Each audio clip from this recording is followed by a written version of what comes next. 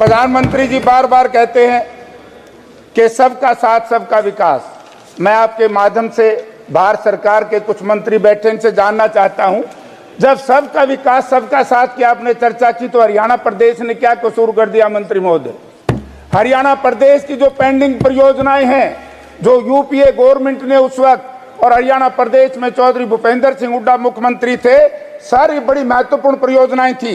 इसके अंदर है कैंसर रिसर्च सेंटर, जिसके ऊपर इतनी भारी यहाँ चर्चा हुई। हरियाणा सरकार ने 300 एकड़ से भी ज्यादा जमीन भारत सरकार को दी, लेकिन भेदभाव की दृष्टि को देखते हुए, क्योंकि हरियाणा प्रदेश में कांग्रेस की सरकार थी, केंद्र में एनडीए सरकार थी, हमारा उस एम्स के प्रोजेक्ट को आधा कर दिया। 11 टावर और बनने थे, सारे बंद कर दिए। रिवाड़ी के एम्स को लेकर के पिछले 7 साल से ड्रामा किया जा रहा है, आज तक उसमें एक ईंट रखने से सिवाय दूसरा कुछ नहीं किया। हमारा हिसार का दूरदर्शन केंद्र, जो उस वक्त मैं केंद्र में मंत्री था, हमने बनाया था, इन्हें बंद करने का काम किया। हमारी आरआरटीएस रेल जो दिल्ली से हिसार जानी थी और दिल्ली से सोनीपत होकर के पानीपत जानी थी, वो प्रोजेक्ट हमारा तैयार था यूपीए सरकार में, 1 पैसे का फंड उसमें नहीं दिया गया। रेल कोच फैक्ट्री सोनीपत में बननी थी, आज तक उसका कोई अता पता नहीं। यानी कि मैं भारत सरकार के मंत्रियों से, भारत सरकार के माननीय प्रधानमंत्री जी अनुरोध करता हूं, हरियाणा प्रदेश इस देश का हिस्सा है या अलग है? तो इसका ये नारा आपका थोथा गया, सबका साथ सबका विकास। अब मैं चर्चा करूंगा सर 2-3 इश्यूज के ऊपर, क्योंकि एयरपोर्ट का मामला भी अभी हमारा अधूरा हिसार का, उसका यही पता नहीं कार्गो बनेगा, इंटरनेशनल बनेगा, नेशनल बनेगा। 8 बार सर उसकी उद्घाटन हो चुका है, आज तो शिलान्यास हो चुका है, उद्घाटन उसका नहीं हुआ। 8 साल से केंद्र की सरकार हरियाणा प्रदेश और हिसार की जनता को भ्रमित करने का काम कर रही है।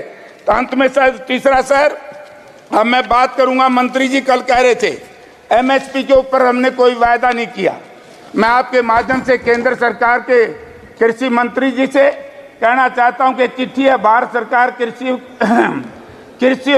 किसान मंत्रालय भारत सरकार, पीएम महोदय, वर्तमान गतिशील किसान आंदोलन से लंबित विषयों के संबंध में समाधान की दृष्टि से भारत सरकार की ओर से निम्न प्रस्ताव पेश किए जाते हैं।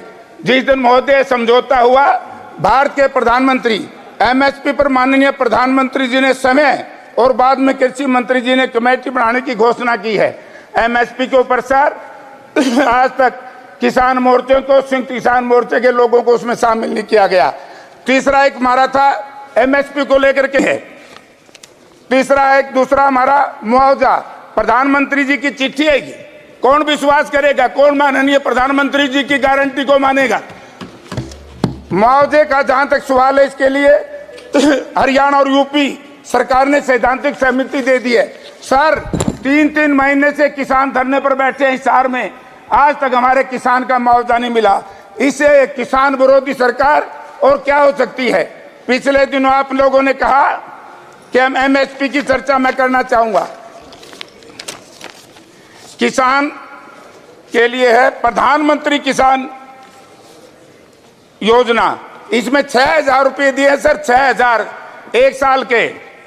6,000 में जिस वक्त ये योजना लागू की गई, डीजल का भाव, किसान निधि 24 फरवरी 2019 को, उस वक्त डीजल का भाव था 65 रुपये प्रति लीटर। 200 लीटर डीजल भर करके उसमें आपने 6,000 रुपये तो वहीं पूरे कर दिए। आज भाव है 100 रुपये, उस वक्त था 65 रुपये। 2019 में भी 6,000 रुपये किसान निधि, और आज 2024 में भी 6,000 रुपये किसान निधि। ये किसान के साथ बड़ा धोखा है। किसान को एमएसपी लागू कर दो कि हम आपको 6,000 रुपये महीना दे देंगे, डीजल 2019 का लागू कर दो, 2014 का लागू कर दो। किसान के साथ आपने बहुत बड़ी की है, जवान के साथ आपने बहुत बड़ी है। किसान, कल खाद की चर्चा चल रही थी, डीएपी 2014 में 1400 रुपये प्रति कट्टा था, आज वो 2400 रुपये प्रति कट्टा है।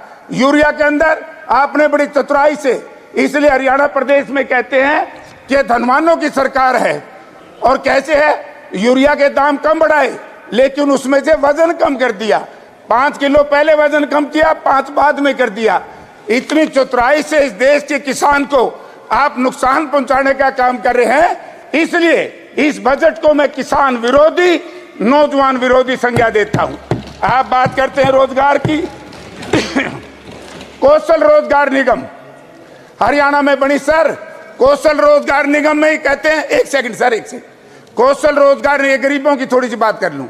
कौशल रोजगार निगम में क्या है जी? नौकरी लगती है, कोई रिजर्वेशन एससी पीसी की नहीं है। दलितों के साथ, पिछड़ों के साथ हरियाणा में नहीं पूरे देश में धोखा किया गया है। और उसके अंदर सर, जब हरियाणा प्रदेश में कांग्रेस पार्टी की सरकार थी, हुड्डा साहब चीफ मिनिस्टर थे, हम के गरीब आदमी को, एससी को, बीसी को 100 गज के फ्री प्लाट दिए। हमने उनके बच्चों को पढ़ाने के लिए वजीफा दिया, स्टाइफंड दिया। हमने हर घर में टूटी और दी। हमारी सारी परियोजनाएं बंद करके आप ये ड्रामा करते हो इस देश के दलित के साथ। कृपया मैं कहता हूं कि संविधान की संशोधन की एक सेकंड नरेगा रागी सर, नरेगा रागी बड़ी जरूरी है। देश का किसान लड़ेगा आपसे भी। जब नरेगा, उस वक्त भी मैं मेंबर पार्लियामेंट था, इस देश में यूपीए सरकार में लाई गई थी, डॉक्टर मनमोहन सिंह उस वक्त प्रधानमंत्री जी थे, तो उस वक्त 60 रुपए मजदूरी थी, आज कुल 200 रुपए। अब मैं कहना चाहता हूं कि माननीय राहुल गांधी जी ने कहा था, यदि देश में इंडिया गठबंधन की सरकार बनेगी हम 400 रुपए करेंगे, और हरियाणा ने कहा था हम 600 रुपए करेंगे। मैं आपके माध्यम से सरकार से निवेदन करना चाहता हूं, धन्यवाद। मनरेगा की मजदूरी 600 रुपए की जाए। सारा अग्निवीर का मामला रह गया। माननीय मंत्री श्री राजीव रंजन सिंह जी।